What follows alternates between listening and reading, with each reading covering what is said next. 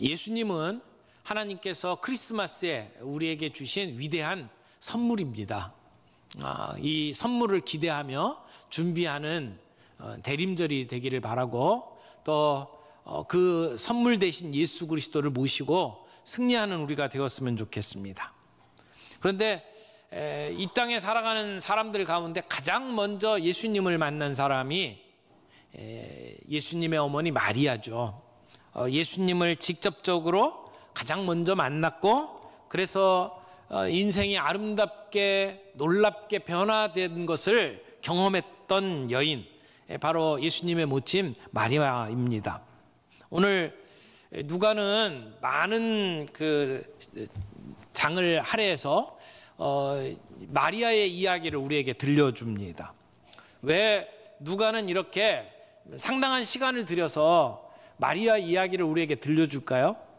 마리아의 이야기를 통해서 우리에게 깨닫게 하고 싶은 어떤 통찰이 있기 때문이라고 생각을 합니다.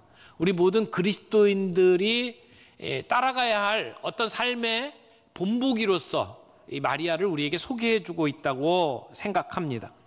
그렇다면 우리가 마리아에게서 배울 게 뭘까요? 무엇을 배울 수 있을까요? 오늘 본문 26절 보겠습니다.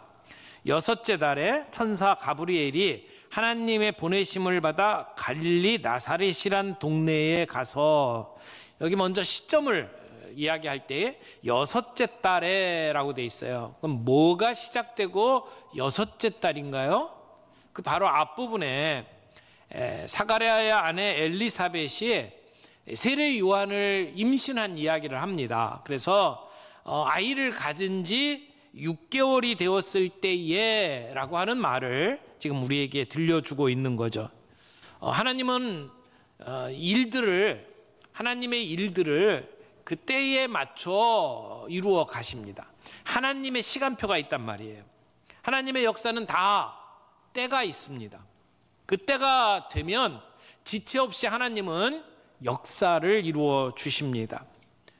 여기 여섯째 달이 되었다, 때가 된 거죠. 갈라디아서 4장 4절에 보면 이렇게 표현해요. 때가 참해. 때가 참해 하나님이 그 아들을 보내사 여자에게서 나게 하시고 율법 아래 나게 하신 것은, 여기 때가 찼다라고 이야기하죠. 하나님이 계획하신 그 때가 되었다라고 하는 거예요. 여러분, 때가 차서 하나님이 하나님의 일을 이루시는 것, 그것이 우리 기독교 역사관의 특징입니다. 그러면 어떤 때가 찼을까요? 하나님은 어떻게 때를 준비하셨을까요? 예수님이 이 땅에 태어나심으로 신약이 이제 펼쳐지잖아요. 그 신약 시대가 있고 그 앞에 구약 시대가 있어요. 근데 구약 시대의 한 마지막 400년 기간은 하나님이 어떤 선지자도 보내지 아니하셨고 하나님이 어떤 말씀을 주시지도 않았어요. 그래서 그 기간을 400년 암흑기라고 이야기합니다. 중간기라고 이야기를 하죠. 우리도 성경을 펼치면 구약하고 신약 사이에 이렇게 흰 종이 한 장 나와요. 그 사이에 400년이 흐른 거예요.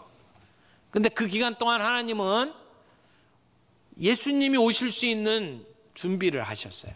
예수님이 메시아로 오셔서 이루실 일들을 이제 밑바탕을 깐 거예요.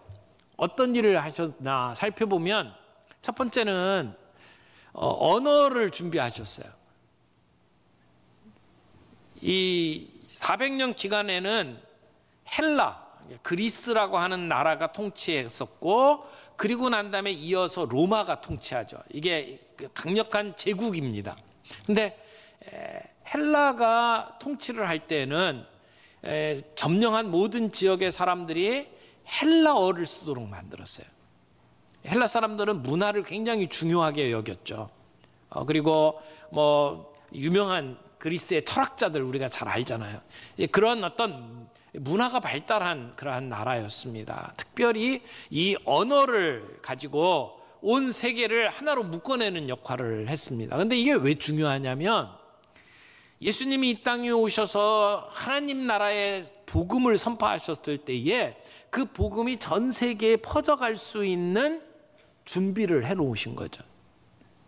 어떻게 그렇게 그 복음이 온 세계에 빨리 전파될 수 있었을까요? 언어가 통일되어 있었기 때문이에요. 요즘에 전 세계를 여행해도 이 각기 나라마다 다르잖아요, 말이. 특별히 우리 한국 사람들은 이 세계에 나가서 이렇게 소통을 하려면 굉장히 많이 어려움을 겪습니다. 그런데 전 세계적으로 많이 사용하는 언어는 영어라고 말할 수 있잖아요. 영어를 알면 어딜 가서든지 조금은 이렇게 통할 수 있는 그러한 여지가 있어요. 근데 이 당시에는 이 대제국이 지금 통치하고 있는 로마의 통치 아래에 있는 그 어떤 곳에 가서도 헬라어로 이야기하면 통할 수 있는 시대였단 말이에요. 그리고 예수님 오기 전에 2세기경에 주전 2세기경에 이 구약 성경이 헬라어로 번역이 됐어요. 이 유대인들만 성경을 볼 수 있었던 게 아니고 전 세계에 흩어져 있는 유대인들이 헬라어로 성경을 읽을 수 있도록 준비가 됐어요. 그리고 그 뒤에 쓰여진 이 신약 성경도 헬라어로 쓰여져 있잖아요. 그래서 모든 사람들이 성경을 접할 수 있는 준비가 되었습니다. 종교개혁이 그 책을 출판해낼 수 있는 이 활자 문화로 이렇게 바뀌면서 종교개혁이 힘을 얻었던 것처럼 이 복음이 전파되는 데 있어서는 헬라어로 세계가 통일됐다는 것이 굉장히 중요한 의미를 갖게 됩니다. 그렇게 준비를 해놓으셨어요. 뿐만 아니라 강대국 밑에서 늘 압제를 받던 이스라엘 백성들, 이 이스라엘 백성들의 마음속에는 우리가 지금 이렇게 강대국의 압박을 받고 이렇게 세금을 수탈당하고 힘든 삶을 살지만 메시아가 오실 것이다. 메시아가 오실 것이다. 이 소망을 갖고 살았어요. 근데 이 소망이 점점 커진 거예요. 예수님이 오실 때에는 그 유대인들 마음속에 곧 메시아가 오실 것이다 라고 하는 기대감으로 가득 차게 만들었어요. 또 하나 중요한 게 있는데 로마가 한 일입니다. 로마는 나라를 정복한 곳마다 길을 뚫었어요. 대로를 뚫었습니다. 그래서 그 당시에 만들어진 유명한 말이 있죠. 모든 길은 로마로 통한다. 왜 길을 만들었습니까? 그 대로를 통해서 그 세금을 걷어들이고 그리고 군대가 이동하기 쉽도록 그렇게 준비들을 한 겁니다. 그러나 그렇게 준비된 길이지만 사실 그 길은 하나님의 관점에서는 복음이 전파되는 길이었어요. 그래서 복음이 그렇게 빨리 전파될 수 있었던 것, 사도 바울이 유럽 땅을 휘짓고 다닐 수 있었던 것, 그 도로 때문이었단 말이에요. 이렇게 예수님이 오셔서 복음을 전파하시고 그 뒤에 복음이 그렇게 급속도로 퍼질 수 있는 모든 준비를 다 갖춰 놓으신 때, 이게 때가 찬 거예요. 그때에 예수님이 이 땅에 오시게 된 거죠. 지금 그때는 예수님의 앞길을 준비하고 예비하는 세례 요한도 이미 태어날 준비를 갖췄어요. 이미 임신한 지 6개월이 되었어요. 곧 태어날 거예요. 뿐만 아니라 마리아와 요셉이 정혼을 했어요. 요셉은 다윗의 혈통입니다. 그러니까 메시아는 다윗의 혈통이에요. 마리아에게서 태어난 아이는 다윗의 혈통이라고 인정받을 것이고, 그리고 메시아로서의 사람들이 인정할 수 있는 자격을 갖춘 거죠. 이런 모든 준비가 다 이루어졌을 때에 하나님께서는 천사 가브리엘을 나사렛, 이 갈릴리의 나사렛 땅에 그 소녀 마리아를 찾아가게 된 거죠. 오늘 26절에 보면 이렇게 다시 얘기합니다. 6째 달에 천사 가브리엘이 하나님의 보내심을 받아 갈릴리 나사렛이란 동네에 가서, 여러분 갈릴리 나사렛이 어떤 곳인지 지난주에 함께 나눴죠. 변방이에요. 저 북쪽 변방. 유대 땅이라고 얘기하지만 이방인의 땅이라고 얘기하는, 그래서 서름이 많은 곳, 그리고 핍박을 많이 받았던 땅, 그 갈릴리 땅에 천사가 찾아갑니다. 나사렛은 뭐 대단하지 않은 촌구석입니다. 그곳에 무슨 위대한 선지자가 태어나고 메시아가 태어날 것이라고 아무도 생각하지 못하는 땅. 여러분, 나중에 그 예수님의 제자 나다나엘이 예수님의 소개를 받을 때 나사렛 예수라고 이야기를 듣고 나서 그 나사렛에 무슨 선한 게 있겠느냐라고 이야기를 할 정도로 사람들이 깔봤던 땅, 그 땅에 한 소녀에게 지금 천사가 찾아간 겁니다. 그 소녀는 27절에 보니까 다윗의 자손 요셉이라 하는 사람과 약혼한 처녀라고 이야기를 합니다. 그리고 그 처녀의 이름은 뭐라고요? 마리아래요. 이 처녀가 몇 살쯤 되었을까요? 그 당시의 문화로 생각을 해보면 12살에서 한 15살 사이였을 거라고 생각해요. 소녀죠. 왜냐하면 그 당시에 유대 사회에서 보통 약혼하는 나이가 그때쯤 되었다고 이야기를 합니다. 그리고 이름이 마리아예요. 마리아는요, 너무나 흔한 이름이에요. 우리나라에서 뭐 예전에 영희, 뭐 철수, 뭐 이렇게 이름을 붙였던 것처럼, 뭐 순이 이런 이름처럼 너무나 흔한 이름이에요. 그래서 성경에 마리아가 참 많잖아요. 이 마리아 저 마리아 굉장히 많아갖고 마리아 이름 나오면 누군지 헷갈릴 때가 있는데, 그런 흔한 이름을 가지고 있는 평범한 사람 마리아에게 천사가 찾아갔습니다. 그리고 뭐라고 말을 전합니까? 28절 봅니다. 그에게 들어가 이르되 은혜를 받은 자여 평안할지어다, 주께서 너와 함께 하시도다. 무슨 말이에요? 마리아야, 넌 정말 특별한 은혜를 받았어. 특별한 은혜를 받았어. 하나님이 너와 함께 하고 계셔.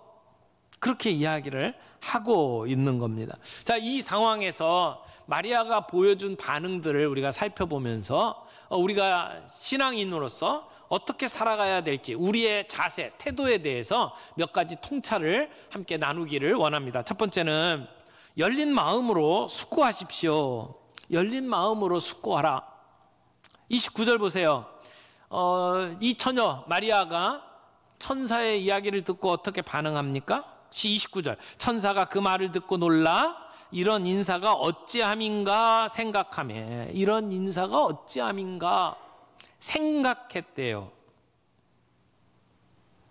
여기 생각하며라고 하는 단어를, 이게 어떤 의미인지를 살펴보니까 회계 용어더라고요.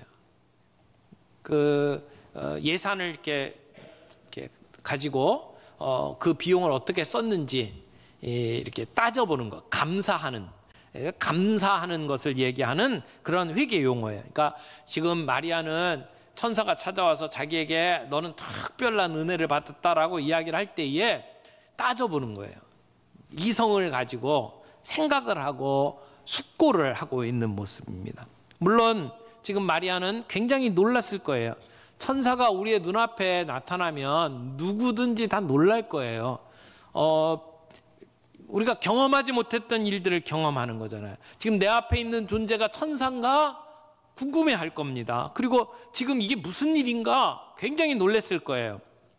여러분, 우리가 어떤 이런 초자연적인 일들을 접할 때에 우리의 이성을 가지고 따져보는 것은 정말 의미 있는 일이라고 생각을 합니다. 우리는 초자연에 대해서, 초자연적인 일에 대해서 쉽게 받아들이지 못하도록 교육을 받았어요. 우리는 과학적으로 증명이 돼야 되고 합리적인 것만 받아들이도록 교육을 받아왔단 말이에요. 그런 상황에서 우리가 생각이라는 것을 하면서 따져보는 것은 굉장히 중요하죠. 여러분, 마리아는 지금 천사가 이렇게 나타나서 네가 하나님의 은혜를 받았다라고 이야기를 할 때에 이상하게 생각하고 따져보았어요. 그런데 이렇게 따져보는 것이 나쁜 것일까요? 성경의 바로 앞부분에, 지금 마리아 이야기 바로 앞부분에는 사가랴 이야기가 나와요. 사가랴하고 엘리사벳 이야기가 나오죠. 그런데 사가랴는 제사장이었어요. 천사가 나타나서 사가랴에게 네가 아들을 낳을 것이다 라고 얘기를 해요. 근데 사가랴가 어떻게 합니까? 믿지 않죠. 자, 생각을 해보세요. 누가 더 믿을 수 있나요? 사가랴는 아내가 있어요. 물론 나이가 많아서 아이를 낳을 수가 없는 상태지만, 그러나 아내가 있어요. 정상적인 부부 생활을 하고 있단 말이에요. 그런 상태에서 아이가 있을 것이다 라고 하는 것과, 지금 마리아는 결혼을 안 했어요. 약혼만 한 상태예요. 물리적인 접촉이 없었어요. 사내를 알지 못하는 사람이에요. 그런데 아이가 있을 것이라고 이야기를 할 때에 그 이야기를 믿을 수가 있겠나요? 지금 이런 상황인데 사가랴는 천사에게 못 믿겠다, 의심하는 반응을 보였어요. 그래서 그 벌로 아들이 태어날 때까지 말을 못했습니다. 천사가 말씀을 전하고 난 뒤에 아이가 태어날 때까지 벙어리가 돼버렸어요. 그런데 오늘 이 본문에서 마리아가 이게 어찐 일인가 라고 질문을 던졌잖아요. 근데 거기에 대해서 성경은 부정적으로 보여주질 않습니다. 아주 당연한 것처럼 설명을 합니다.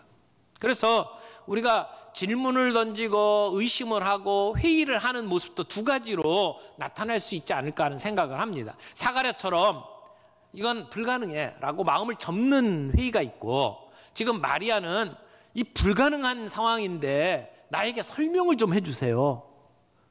지금 내 생각이 잘못된 것을 증명해 보이면 나는 받아들이겠습니다 라고 하는 의심도 있다라고 하는 것을 보게 되죠. 어떤 회의는 우리의 다친 마음을 표출하지만 어떤 회의는 우리의 열린 마음을 드러내기도 합니다. 어떤 질문, 어떤 의심은 해답을 구하는 의심이지만 어떤 의심은 해답을 구하는 것 자체를 차단하는 의심일 수도 있어요. 마리아는 지금 열린 마음을 가지고 질문을 하는 겁니다. 지금 내가 보고 있는, 내가 경험하는 여기에 진리가 내가 생각하는 것하고 다르다면 그러면 증거를 보여주세요. 나에게 설명을 좀 해주세요. 그러면 내가 받아들이겠습니다 라고 하는 그런 마음이죠. 그래서 내가 가지고 있었던 기존의 생각들은 내가 내려놓겠습니다 라고 하는 열린 마음을 가지고 지금 나아가는 겁니다. 자, 마리아를 통해서 우리가 배울 수 있는 두 번째 교훈은 놀라운 은혜를 받아들이라 라고 하는 것입니다. 하나님의 은혜는 우리가 생각하는 것보다 훨씬 더 크고 놀라운 것입니다. 마리아는 자기에게 찾아온 천사를 마치 잘못 찾아온 것처럼 반응을 보였어요. 이게 어찌된 일입니까? 라고 질문을 했을 때에 천사는 마리아에게 다시 이야기합니다. 30절 31절 말씀 봅니다. 천사가 이르되 마리아여 무서워하지 말라. 내가 하나님의 은혜를 입었느니라. 보라 내가 잉태하여 아들을 낳으리니 그 이름을 예수라 하라. 천사는 다시 그 마리아에게 이야기합니다. 내가 하나님의 은혜를 입었다. 그리고 내가 잉태하여 아들을 낳게 되는데 근데 그 아이의 이름은 이미 예수라고 정해졌다라고 이야기를 합니다.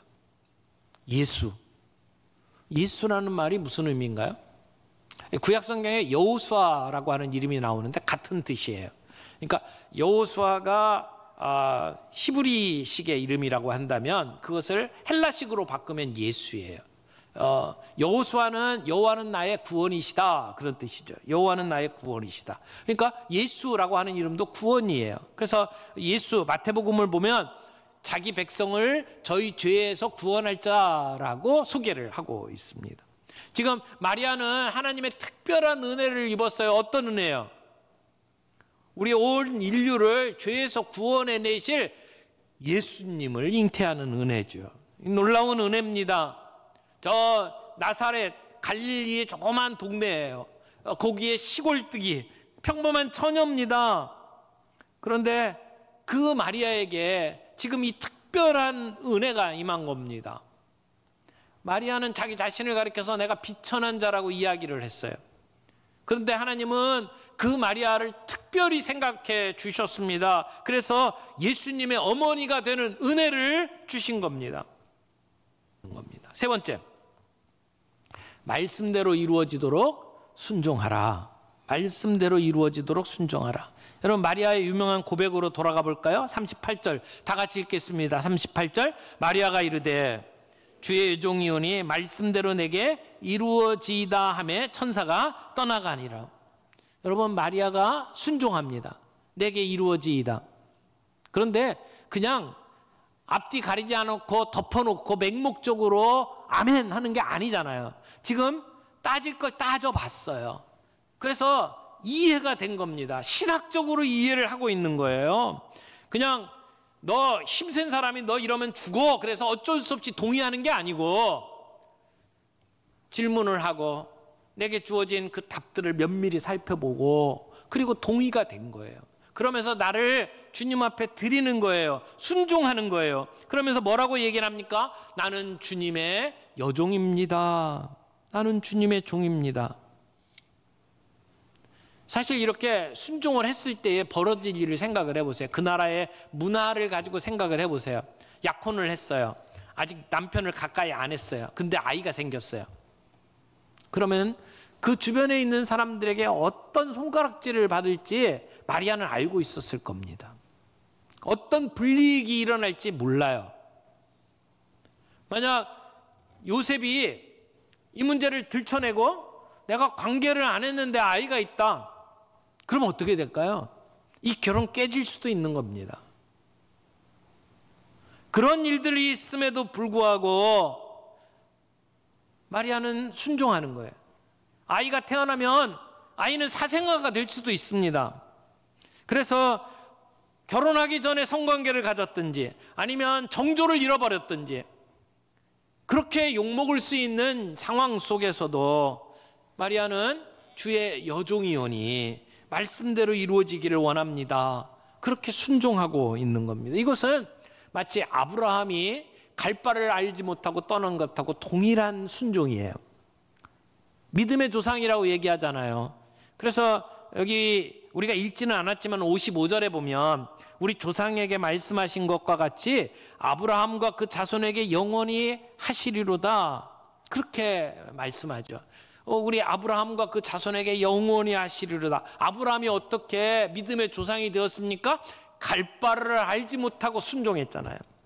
내 조국, 내 친척, 내가 너를 지키고 보호하고 있는 모든 보호막을 다 버리고 안전지대를 떠나서 내가 너에게 지시할 땅으로 가라 라고 할 때 그 명령에 순종했던 아브라함처럼 지금 마리아도 어떻게 될지를 몰라요.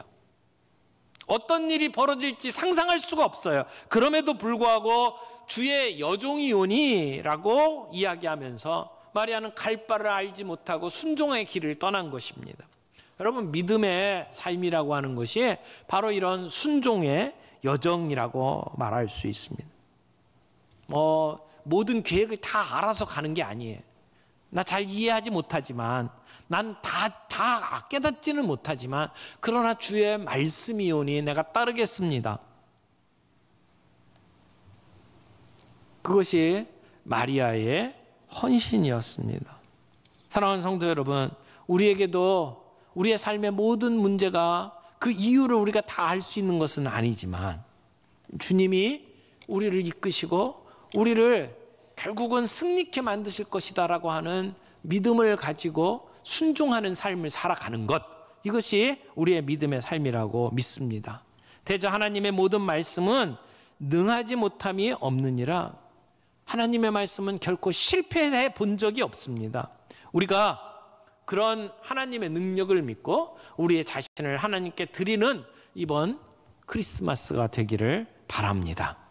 예수님께서 결국은 내 원대로 하지 마옵시고 아버지의 원대로 하옵소서, 그렇게 자신을 하나님께 드린 것처럼 마리아도 미래를 알지 못하지만, 갈 바를 알지 못하지만 하나님께 그렇게 순종하며 받아들인 것, 우리가 아름다운 삶의 샘플로 우리가 보면서 그 길을 따라갈 수 있기를 바랍니다. 말씀을 맺겠습니다. 오늘 우리의 삶 속에서 우리가 크리스마스를 맞이합니다. 그냥 세상 사람들처럼 그냥 기뻐하고 즐거워하는 것이 아니라 우리에게 선물로 오신 예수 그리스도, 그분이 어떤 분인지를 제대로 알고 이번 성탄을 맞이할 수 있기를 바랍니다. 그래서 우리가 열린 마음을 가지고 질문을 던지면서 성탄을 맞이하고 주님이 우리에게 베풀어 주신 은혜가 얼마나 크고 놀라운지를 생각하며 성탄을 맞이할 수 있기를 바라고, 주의 여종인 요원이 말씀대로 이루어지기를 원합니다. 그렇게 순종하는 마음으로 이번 성탄절을 맞이할 수 있기를 바랍니다. 그때 하나님께서 특별한 은혜를 베풀어 주시는 이번 크리스마스가 되게 하실 줄 믿습니다.